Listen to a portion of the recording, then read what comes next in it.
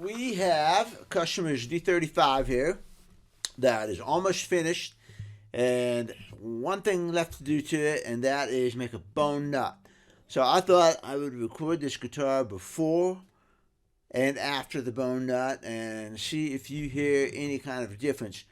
There's two schools of thought on the nut. One school says that as soon as you put your finger down here, then the nut doesn't make any difference.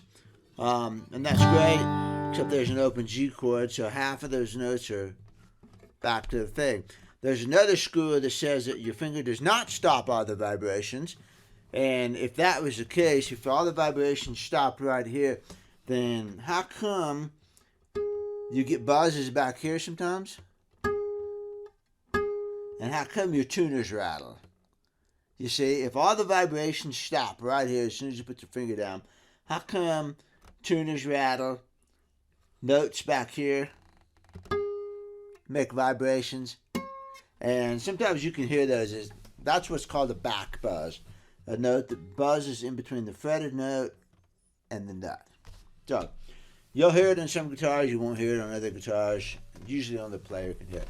Anyway, I'm going to play this guitar, then I'm going to go to the shop, I'm going to make a new bone nut for it, and that's all it's going to need.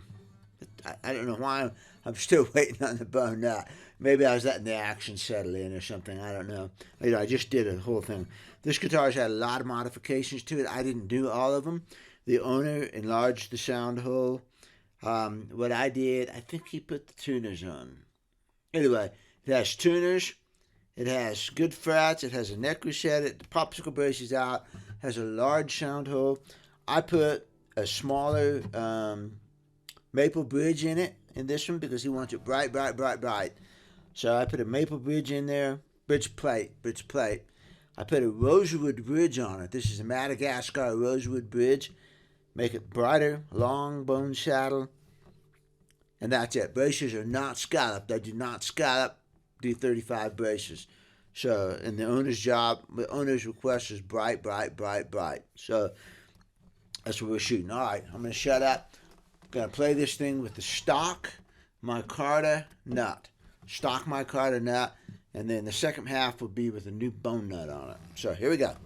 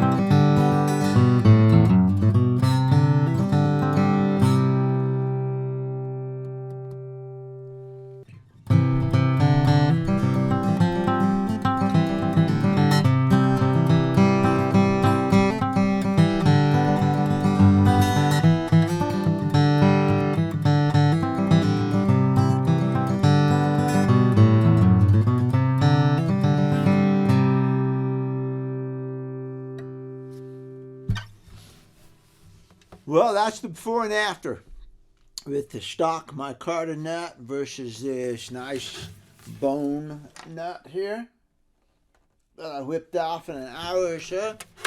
I was gone for an hour, so I don't have a good memory of the before and the after. It seems like it might be a little bit more firmer sounding. Could be my imagination. I'll have to listen to the tape and see what I think.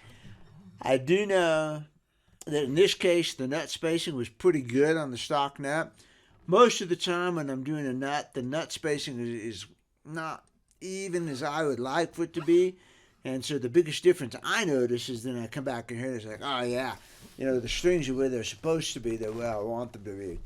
But I remember way back when, 1999, 98, something like that, I had an OM28V, which was, the first model, VR actually. It was the first run of the vintage replication of an OM28, Indian Rosewood, Sitka, nothing was really right. But it's a good guitar. Point is, I ran it for probably a year. And then with the stock Corian nut, which is basically countertop material. And then I decided to go ahead and change it to bone one. And when I did, I really thought that it was a more powerful sounding guitar, just a little bit, but it just seemed like it had a little more under the hood, and that's when I first started really paying attention to the nuts. And I thought, again, there's two schools of thought. One school is the nut doesn't make any difference once you fretted a note. And it just didn't jive with me, It's like I knew that guitar pretty good, and all of a sudden it had just a little bit more power to it. So I don't overlook the nut anymore.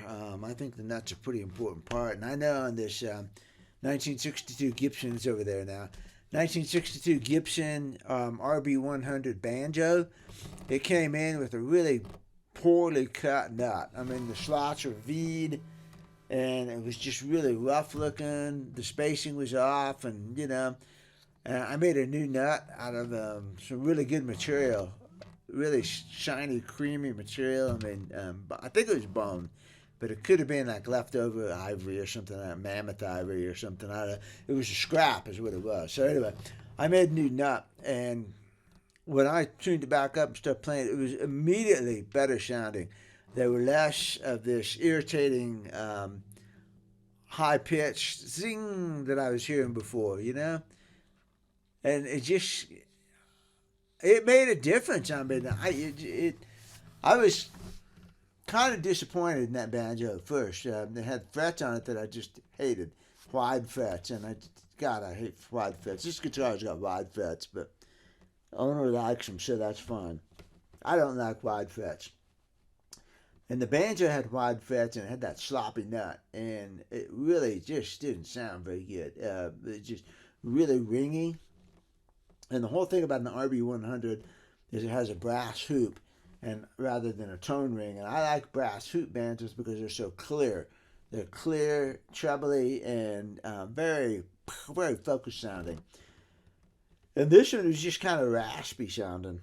But after I did the nut, I did the frets first. And then it played a lot better. And then I got to licking, and I go, man, I'm going to do that nut because the string spacing is wacky. And it's just 4 strings, It's easy compared to a mandolin. And I did the nut, and then afterwards, it was like, wow. Gosh, this really sounds a lot better. So I don't overlook the string nuts. I think they're important. So, all right.